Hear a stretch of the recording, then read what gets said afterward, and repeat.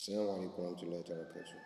A kí gbogbo wa pé a kú ọjọ́ ńlá ìní, ẹ̀mí wa yóò ṣe ọ̀pọ̀ rẹ̀ láyé.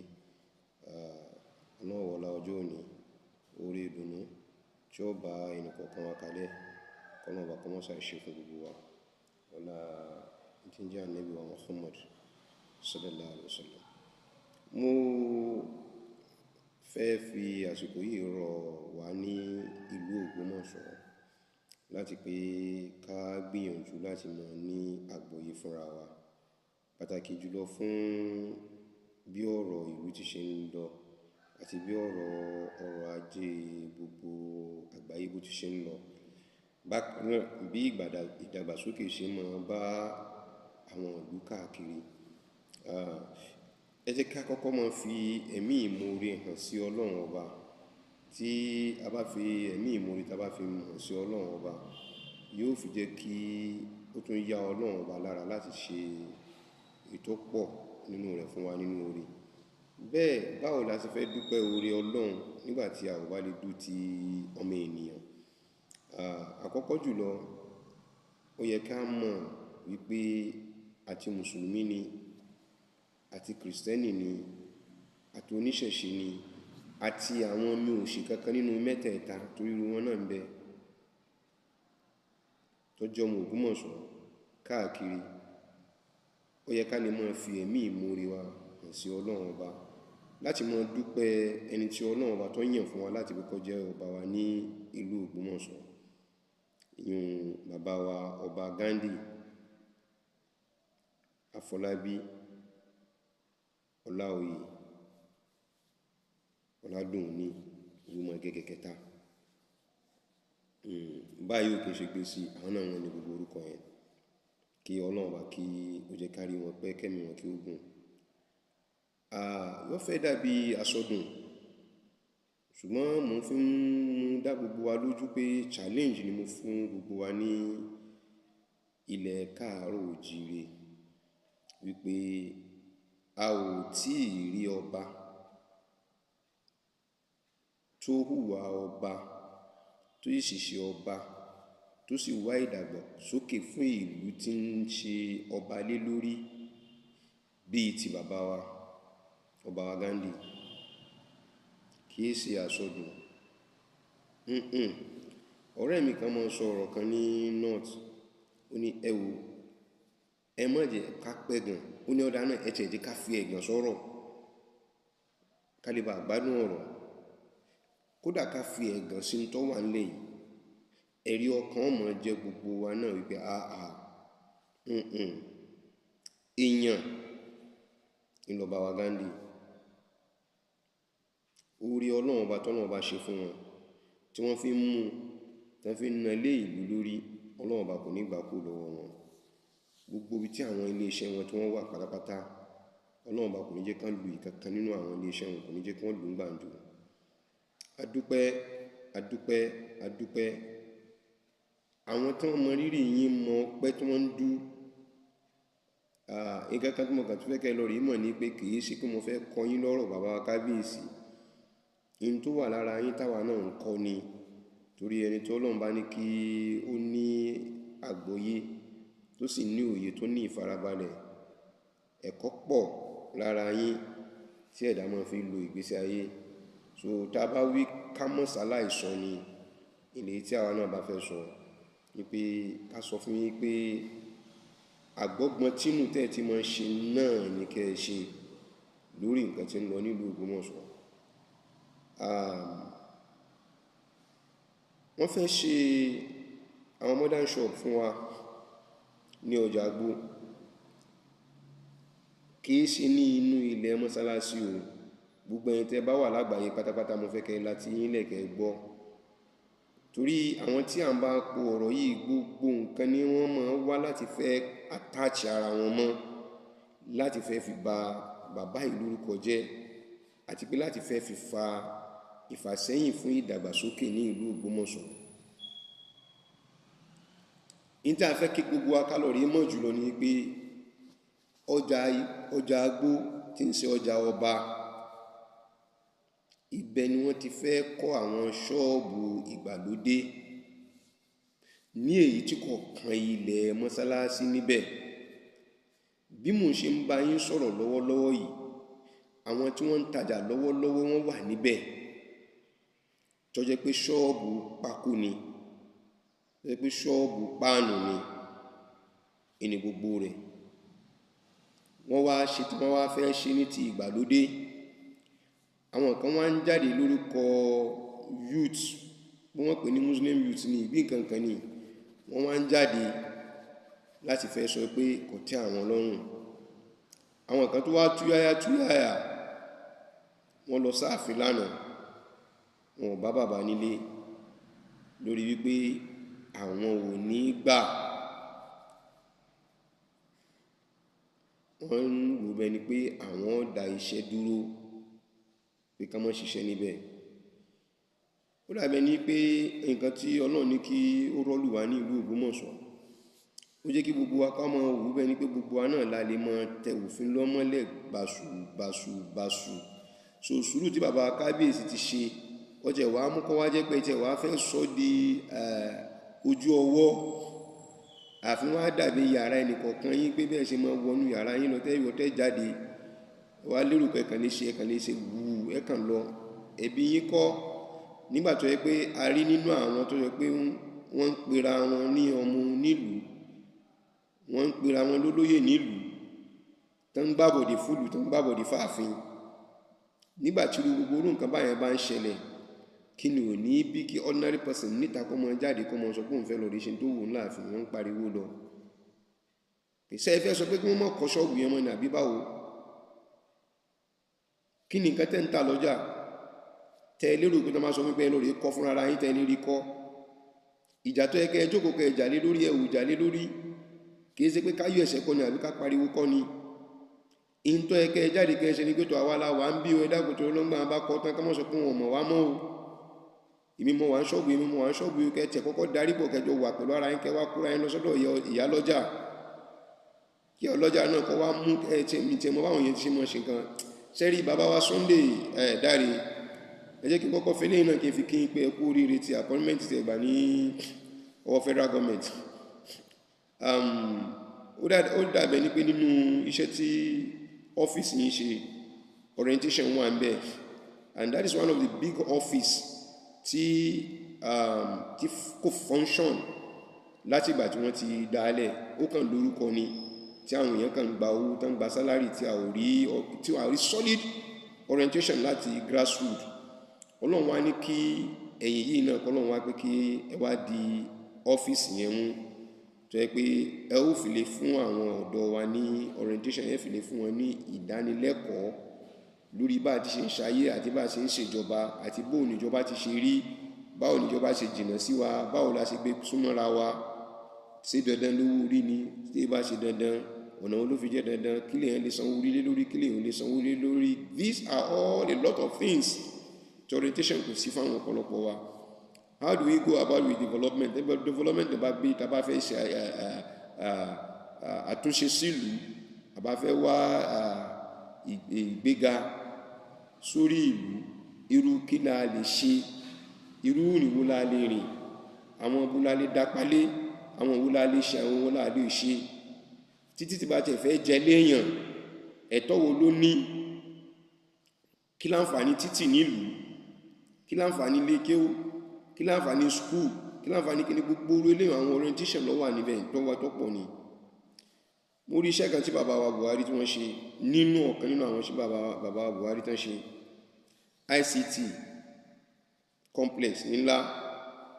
tó wà ní òkè Owódé níbi INEC,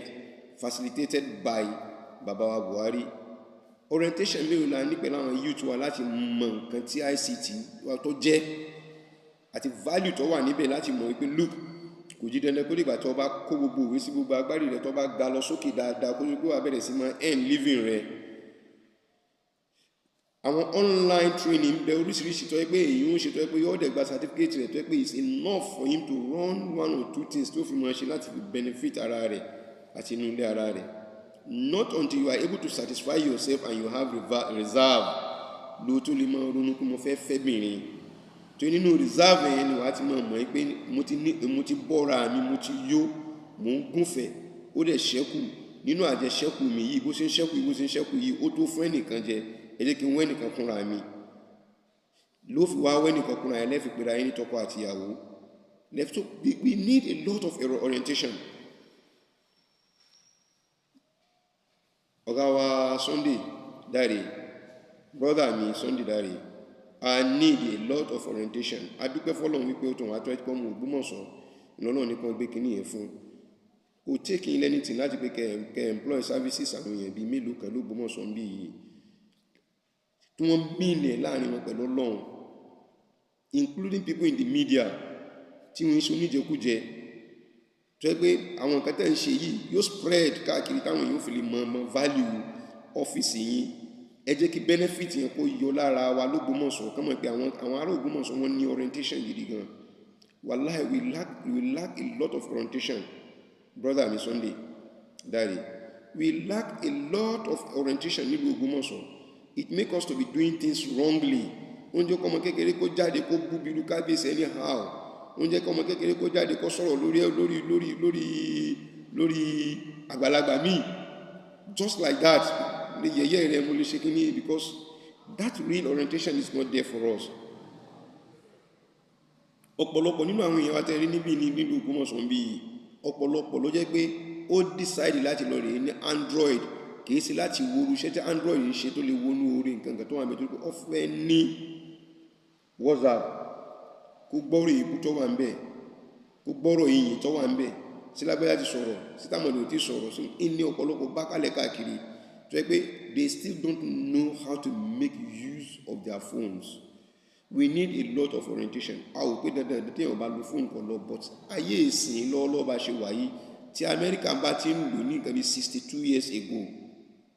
tí wọn ò jẹ́ ká yọ mọ̀ wípé bó ti ṣe rí ní Amẹ́ríkà ti ń lò bọ̀ tó bá di pé àwọn Soviet Union náà bá tún ń lò bọ̀ tí wọ́n ń lò tí wọn ò jẹ́ kí gbogbo ayé kọ́ mọ̀ tẹ́lẹ̀ fi develop ọ̀dọ̀ wọn tí àwa náà bá ní orientation tá a lè fúnra wa lórí kíní tó jẹ́ pé yóò fi lè mú development bá ìlú wa kò tí ì sí tó burú jù. ẹ ó lọ síbi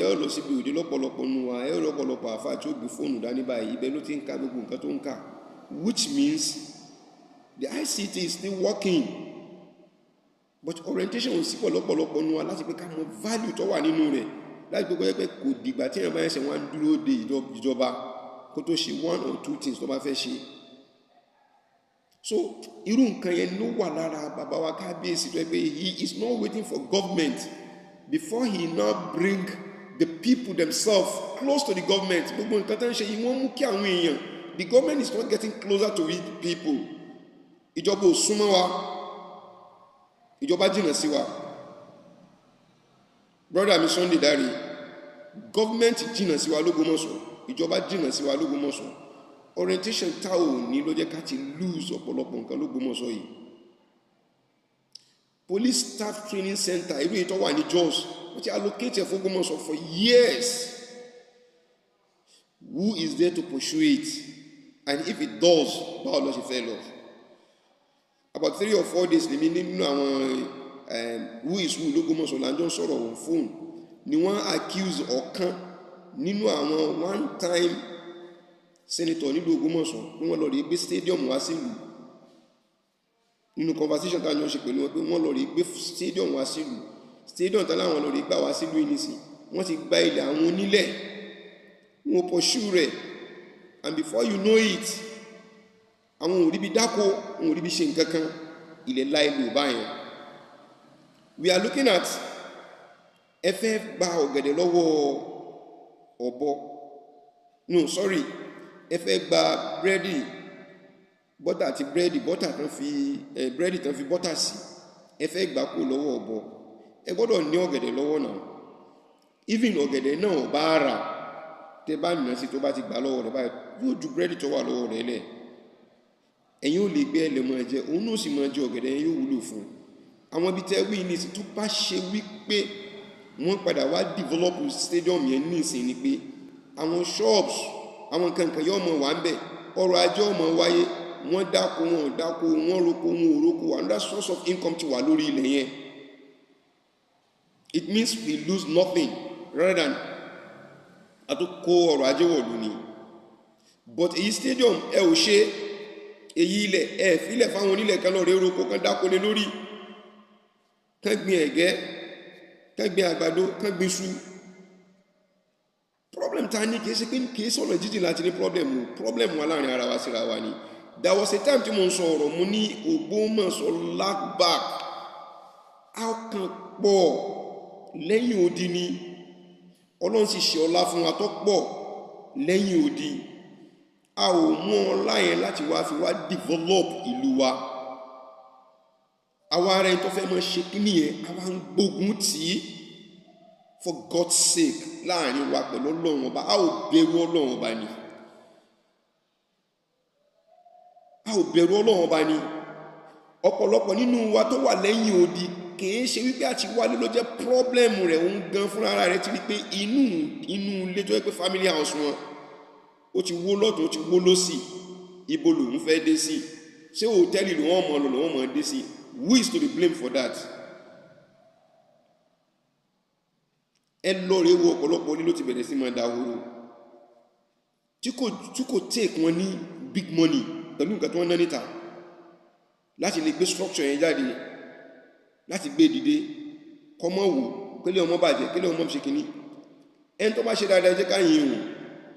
àbáwọn tó bá ṣe nǹkan dáadáa jẹ́ ká fi yìn wọ́n. Ẹ wo bí Ìlọrin ti ṣe rí yẹn. One thing tí mo mọ̀ fi respect Ìlọrin, aside from ọ̀rọ̀ ẹ̀sìn religiously, àwọn láti mú fi respect Ìlọrin ni pé wọ́n kó ẹbí mọ́ra. Wàláhì wọ́n kó ẹbí mọ́ra. Kódà wọn bá wà nílé ọdún léyá kí wọ́n nara wọn gidi gan pé kẹjọ ọmọ bẹ́ láàrin ara wọn, wọ́n padà dì mọ́ra wọn kúrò nílé ni kí kálukú ọmọ tó padà lọ síbi tí ń ṣe. And one thing again tí mo tún wá kọ́ lẹ́kọ̀ọ́ tí mo rí lára Ìlọrin tí mo appreciate gidi gan òun ni wípé no matter how big tí máa ń ṣe àwọn bá ṣe fẹ́ rí family house wọ́n make sure pé wọ́n tún ṣe bó ṣe jẹ́lẹ̀ tó bó ṣe jẹ́lẹ̀ arúgbó tó yìí. Ẹ ó bá wọn níwájú ilé bẹ́ẹ̀ ni lónìí Jímọ̀ ní ìsìn náà ti ti Jímọ̀ dé ní ìsìn wájú ilé wọn inú wọn lọ family house wọn lọ tí kálukọ́ páàkì mọ́tò rẹ̀ kalẹ̀ báyìí tí wọ́n jọ mọ́ jẹun tọ́lọ́run bá ní kó wà available. Ó bá mi ra ọsàn wá wọ́n jọ mú, bá mi rọ gẹ̀dẹ̀ wá wọ́n jọ mú, ìwọ ẹ̀pà léwu mi jẹ bọ̀dá mi ẹ̀ tí fún mi, ìwọ jẹ lẹ́ẹ̀kẹ́ mi ò jẹ, tó ń jọ ń gbà lára wọn. Wọ́n kó ẹbí mọ́ra. So bílé wọn ti ṣe rí náà ṣe gbà wípé orírun àwọn nìyẹn kò gbọ́dọ̀ ọrún. Wọ́n wá lọ síbẹ̀, wọ́n wá sí fàájì, wọ́n kí asùn níbẹ̀, wọ́n kí mọ́gírìb níbẹ̀, wọ́n kí ìṣáì níbẹ̀. Tó bá ti wáyá kálukọ́ wà sùpọ̀ dàárọ̀ ibo mo tẹ̀ fi kọ́kọ́rọ́ mọ́tò mi sí, kálukọ́ mú kọ́kọ́rọ́ rẹ̀ tó ní mẹ́ṣìn yóò gbé mẹ́ṣìn yóò lọ síbi ilé tó lòun kọ́ sẹ́yìn ìlú láti lọ rí súnlẹ̀. Tiwa yóò rí bẹ́ẹ̀, ẹ̀kọ́ ńlá ni. Àwọn òjò kó rí bẹ́ẹ̀ kò fi jẹ́ kó jẹ́ pé káwọn ilé ahoro wọn, ilé tá ń pè ní ilé ahoro kò jẹ́ kí inú ilé ẹ̀ kó jábọ́ lásán. Tiwa tá a kọ̀ tá ò ṣe ló ń jẹ́ káwọn ọmọ Yíbò bẹ̀rẹ̀ sí máa ra agboolé mi l'Ógbómọ̀ṣọ́. Ọ̀pọ̀lọpọ̀ agboolé mi lẹ́nu làwọn ọmọ Yíbò ti bẹ̀rẹ̀ sí máa ra. Kìí mo fi I'm not discriminating, but orírun ọ̀pọ̀lọpọ̀ ló ti bàjẹ́. Kálukú ni ẹlòmíì sáré pé òun ò lè rílé fi pé òun. Ọmọ wàláhì bọ̀dá mi salamu alaikum tàbí kọ́ pé brọ́dà mi wàláhì mo láìkì ọ̀rọ̀ tẹ́ ń sọ ọmọ Ògbómọ̀ṣọ́ lèmi náà o, but tí tó ṣẹlẹ̀ ní pé kódà mo ti délé ní ìṣòdí fẹ́ tó nǹkan bí 25 years. Can just imagine. Torí kò tí sí nǹkan tó ti attract wọn láti pé wọ́n fẹ́ wá sílé. Bàbá yìí wá dé, wọ́n fẹ́ mọ ṣe nǹkan tí ó fi mọ attract everybody, tí ló fi mọ wo everybody láti pé ó yẹ ká wálé, ó yẹ ká túlù wá ṣe ní ilé làbọ̀ sí mi oko. Ẹ̀tún wá dé, ẹ wá fẹ́ gbógun, ẹ wá fẹ́ fi ọ̀rọ̀ ìmáàmù tá ń jà lọ́wọ́ tá ń fà lọ́wọ́, ẹ wá fẹ́ mọ fi kọ́ lẹ́sẹ̀. Already ọ̀rọ̀ ìmáàmù gan náà kọ́ kábíyèsí lẹ́sẹ̀. Ẹ̀yin lẹ lórí fọ́ọ̀sì ẹ̀sẹ̀sẹ̀ bàbá yìí síbẹ̀síbẹ̀ kò sí lára rẹ̀ kò sì bá yín fà á. Development wá tún wá dé, wọ́n tún wá fẹ́ ṣe àwọn ṣọ́ọ̀bù kálẹ̀ káàkiri. Ẹ wá bẹ̀rẹ̀ sí wá jáde, ẹ bẹ̀rẹ̀ sí mọ́ béèbù, ẹ bẹ̀rẹ̀ sí mọ́ pé òní gbà ọ̀ ẹ̀ ní ṣe kíní kan. Well, ó dàbẹ̀ ni pé a ò tí fẹ́ nìkan kan jófin rí nílùú ni when you come to things like this. a ò fẹ́ aburú, a ò sì fẹ́ ogun nílùú. Let me bring an example for us. Ó ṣẹlẹ̀ ní Kano fáwọn tó bá wà online tàbí tó bá wà conservative láti pé kọmọ gbá wọn news. Ní Kano gọ́fúnà jẹ, ìgbà tí gọ́fúnà yẹn òun ni òun kọ́ nígbà tó pé tọ̀hún yẹn kọ́ tán pé lè ló jẹ ẹni tó lóun ló jẹ gọ́fúnà báyìí nígbà tó dé gbogbo ṣọ́ọ̀bù àtàwọn ilé tí wọ́n kọ́ tí kìí ṣe pọ́ tẹ̀ òun lọ́rùn tó pé kìí ṣe ìlànà ti bó ṣe kọ́ ṣe gbogbo ìlú nìkan wo they don't even mind how many trillions they lose. Àwọn èèyàn sunkún wọn pariwo sí ibo ló padà já sí nothing, absolutely nothing, no compensation, no anything bẹ́ẹ̀ ló parí sí. Nígbà tán tún dé wọ́n sunkún wọ́n tún ti mú ìnípadà gọ́ọ̀nà míì ló padà fẹ́ mọ́ ṣe ìyẹn náà tó ó bẹ̀rẹ̀ sí mọ́ use opportunity lẹ́yìn láti mọ́ sí pé tí wọ́n bá ilé dé gbogbo nǹkan tọkùnrin iṣẹ́ lágbo rẹ̀ padà láṣẹ kìíní padà fún yín láṣẹ kìíní at the end of the day Ọlọ́run pé kó tó padà débẹ̀. Àṣírí tọ́wọ́ wà mẹ́fẹ̀yìn tí wọ́n lé jáde tẹ́wọ́ mọ̀ nìyí. Àwa tí ń yọ ọgbọ́n tẹ́lẹ̀ lábẹ́nú wípé ọ̀pọ̀lọpọ̀ nínú àwọn tí ó wà nínú àwọn tí wọ́n tán ràn yín jáde ní ìsìn kékeré sọ pé nígbà yìí ọ̀pọ̀lọpọ̀ nínú wọn àbí àwọn tọ́jọ́ ọlọ́lá nínú wọn ti ní múradì wípé wọ́n wà fi shops ọjà àgbo wọ́n wà fi ṣe campaign fún ìlú láti mọ̀ pé kán pé àwa la kọ́ nígbà wọ́n ti rí àwọn àfáàrà wọ́n ti wo àwọn àfáà tẹ́lẹ̀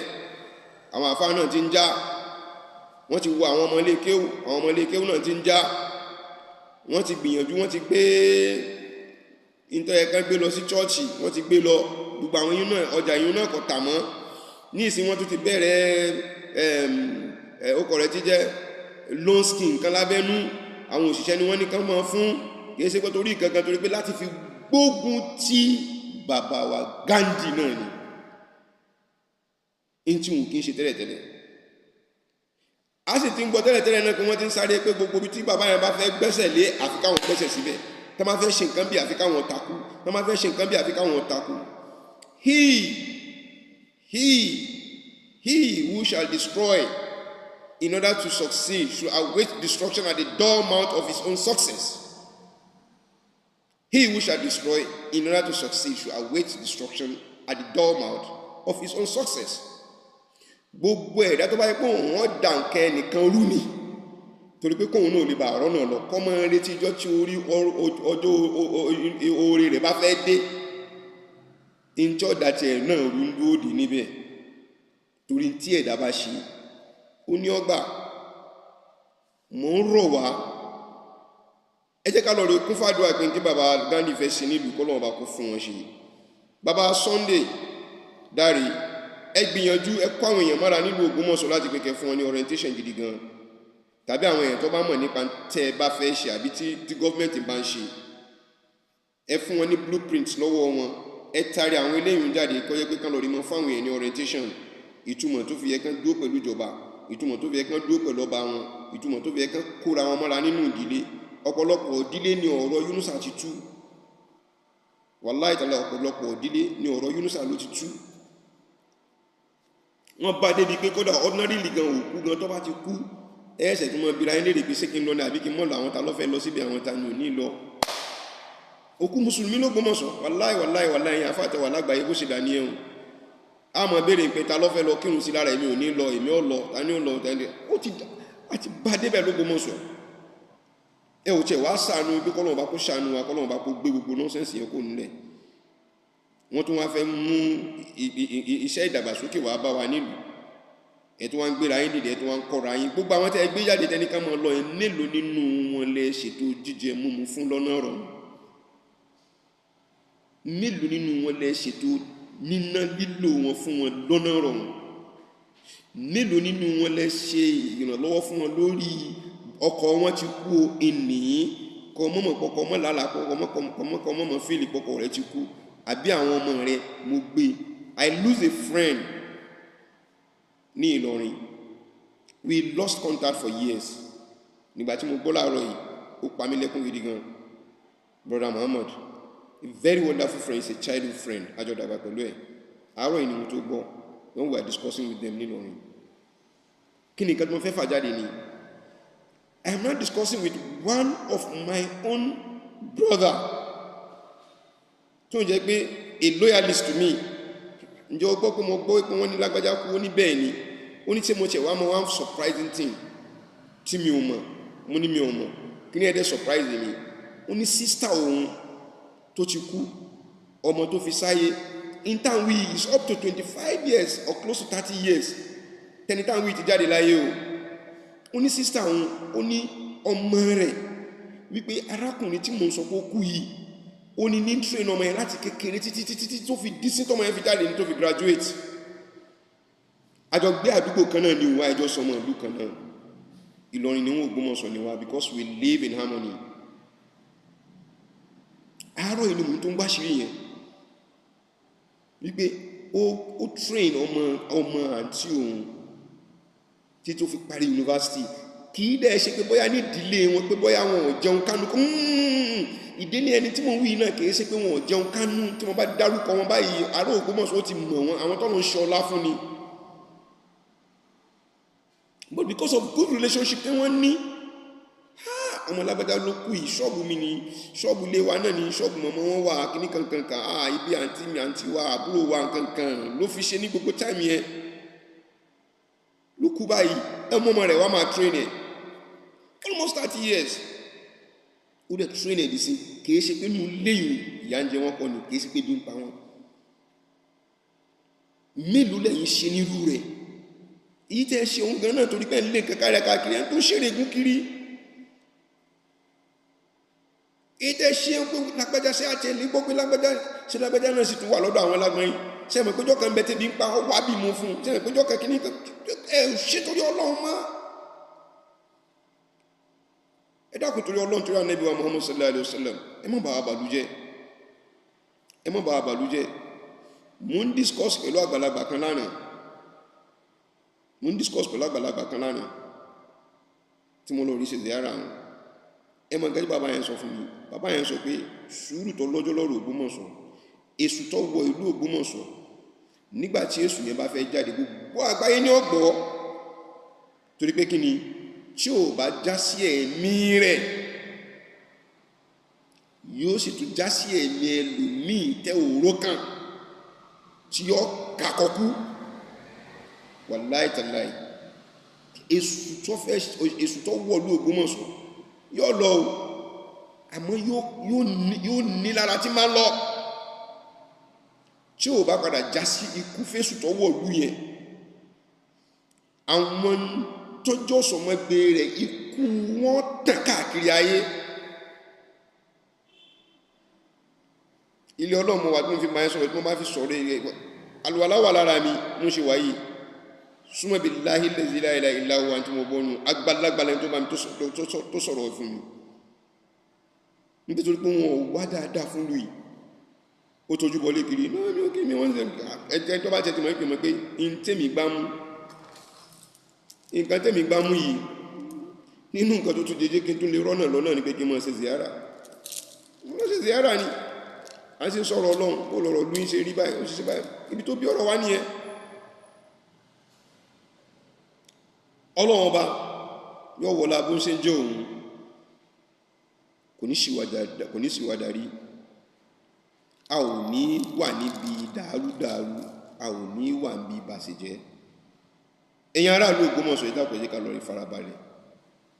ẹ jẹ́ ká lọ rí ṣe kí ni ẹ jẹ́ ká lọ rí farabalẹ̀ ẹ wo bówẹ̀rẹ̀ bó ṣe wáyé is one of the best hospital tí wọ́n ní Nàìjíríà lọ́wọ́lọ́wọ́ bá ṣe Nàìjíríà bó ṣe wáyé is one of the best hospital tí wọ́n ní Nàìjíríà kí bàbá kábíyèsí ọwọ́ atakúngbà náà wípé àwọn Christian náà fẹ́ ṣe nǹkan mùsùlùmí ni mí Christian ò gbọ́dọ̀ ṣe nǹkan kankan wá gbógun ti ní ìsìn ṣerú àǹfààní tọ́pọ̀lọpọ̀ nínú wa náà ti lórí jẹ ní bówẹ̀rin sáà lè rí jẹ as Muslims kí ló dé táwọn lo ọpọlọ wa táwọn lo làákà ìwà Sunday dáre ẹníṣẹ́ ṣe púpọ̀ jù níwọ̀nba any short time tọ́lọ̀ bá ní kẹ́ fi lọ ọ́fíìsì yẹn ẹ jẹ́ kó jẹ jáde lára yín pé àwọn aráàlú yín wọ́n mọ̀ nípa governance wọ́n dẹ̀ mọ̀ nípa development bó ti bí development ṣe mọ̀ wá sacrificial ni development wallahi taala sacrificial ni sẹ́rù pé ó yìí ní kan tó gbé federal capital kó l'Abuja kan lọ rí kan gbé kó ní Èkó kan gbé lọ sí Abuja ẹ lọ rí béèrè ní Burkina Faso náà bó ti ṣe ni wọ́n gbé federal wọ́n gbé capital wọn gbé wọn lọ síbòmí Wagadugu wọ́n gbé lọ ọ̀tọ̀ níbi tó wà tẹ́lẹ̀tẹ́lẹ̀ so mo ṣe ń gbé tí development bá fẹ́ wá ìnira ọmọ wá láti ibì kan títa ríro là ń pọn kọlà tó bá dára tán yóò dòge mo bẹ̀ wá ni mo rọ̀ wá ni mo bẹ̀ yín ni o Ọlọ́run ní ṣe ní bàjẹ́ Ọlọ́run ní ṣe ní dàrúdàrú ẹ bá kún kábíyèsí wa lọ́wọ́ kọ́lọ̀ bá kú fún wọn ṣe kí ọjà náà kó tóòrù kó sì di tí àwọn èèyàn mọ̀ wá láti ọ̀nà jíjìn mọ́ tó mì ní táwọn èèyàn bá wá látọ̀nà jíjìn tán wá ń ra nǹkan tí àwọn ò ní níbẹ̀ tán wá ń ra lọ́dọ̀ wa kìí ṣe pé gbogbo ẹ̀ ló fi jẹ́ ọjà bí ó tó kó náà ewu lack of development tó bá wà nílùú Ògbómọ̀ṣọ́ náà lọ lórí gbódò ọba inú àwọn òwe kan bẹ tí mo ti kàrí sẹ́yìn mi ò rògbò mo tún lè rírù ìwé yẹn mọ́ àmọ́ wà láì tí mo bá nínú ìwé yẹn nígbà náà wọ́n sọ pé the largest market in Africa at that time in West Africa nígbà náà is odò ọba ní geographically wọ́n sọ ní odò ọba wọ́n lè sọ àwọn nǹkan tẹ́yẹn rí nǹkan oríṣiríṣi ó jáde nínú geography nínú ìwé yẹn wà láì ní rò pé mo tẹ̀ tún lè rírù ìwé yẹn mọ́ nísìn tó sọ̀rọ̀ bóòlù odò ọba ṣe dá nísìn because development has not been there politically àwọn èèyàn ti fi ọ̀rọ̀ òṣèlú wọ́n ti fi fọ́ gbogbo ẹ̀ kò jẹ́ kán mọ̀ pé nǹkan táwọn lè mọ̀ polish dáadáa ni láti mọ̀ gbé ló pé kódà wọ́n mọ̀ celebrate lọ́dọọdún ọjà yìí ti dọdún báyìí ọdún yìí ti dọdún pọ̀ gbogbo àwọn èèyàn mọ̀ wá láti ọ̀nà jíjìn tí wọ́n celebrate fún wọn tó pé development ọmọ báyìí ẹ̀dá kò tó lọ́n tó rán débi àwọn ọmọ sọlá ìrọsọlá kódà kọ́ pé túrà rílẹ̀ máa ń wá kiri kan pé tẹ́ ẹ̀ bá ti dé mọ́sálásí ọjà àgbò òde rí oore kan ni wàláhì oore kan ni pé mo fẹ́ ra ìjáàbù ní ìjáàbù ibo ni mọ́sálásí mo ti ra nígbà mo ti rí ibo mo ti kíní kan bọ̀ ni mo ti rí mo dẹ̀ àmọ́ tẹ́ kọjá ni mo rí aṣọ yẹn tẹ̀ dá nǹkan kan oore kan ní fún wa nìyà ṣé bíbẹ̀ yẹn ṣe lu sóńtó ló ṣáàbì yẹn sọ́wọ́ òkè ni Ọlọ́run bá kò ní bàǹkan wa jẹ́ o ẹ dákun tó Ọlọ́run ẹ jẹ́ kí bàbá yìí kan ní ṣẹ̀ṣẹ̀ mo fà nẹ́bí wa Muhammad sallallahu alaihi wasallam mo fi bẹ̀ Ọlọ́run wọlá ìpín ń bà mọ́ sọ̀rọ̀ lọ́wọ́ ní gẹ́gẹ́ bí àpẹẹrẹ ìwọ̀nba ìgbàgbọ́ tiwa ní àárín ara wa ní Nàìjíríà ń bí pé tẹ́ máa ń sọ̀rọ̀ lọ́wọ́ tán bá múná dé Ọlọ́run fàṣẹ sí nǹkan tá à ń sọ náà ni àmọ́ sọ náà lọ́nà nìkan múná dé Ọlọ́run yóò fàṣẹ sọ̀rọ̀ gbogbo wa. Wassalamu alaikum warahmatullahi ta'ala wabarakatuh.